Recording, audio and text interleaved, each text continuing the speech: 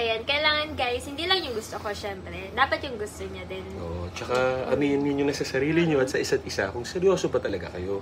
Or ano lang, parang fling, pero boyfriend-girlfriend, yung puppy love lang. Yung ganun lang, di ba? Iba yung, may mga level eh. May puppy love, meron yung seryoso, pero di mo pa alam kung kayo magkakatuluyan. Meron yung seryoso na. Yung nag-commit ka na. Nag-commit ka na. Meron naman yung ano lang. Alam mo na, ano ba, ano niyan? Para ka lang kumain ng pineapple, orange, nag-ano lang kayo, ice cream, popcorn. Di ba? So, alam niyo kung ano yung relationship nyo. Ang dapat dyan is, parang ako, happiness ko pag happy asawa ko. Masaya ako na, masaya siya. Yung happiness yun yung happiness ko. Pag nakita ko natutuwa siya, ganyan. Pag nakita ko malungkot siya o galit siya, affected ako. Kasi, bakit malungkot asawa ko? So, yun ang love, di ba? So, alamin nyo na yung levels nyo. Tapos alamin nyo kung may right kayo magselos, di ba? Yes, sir.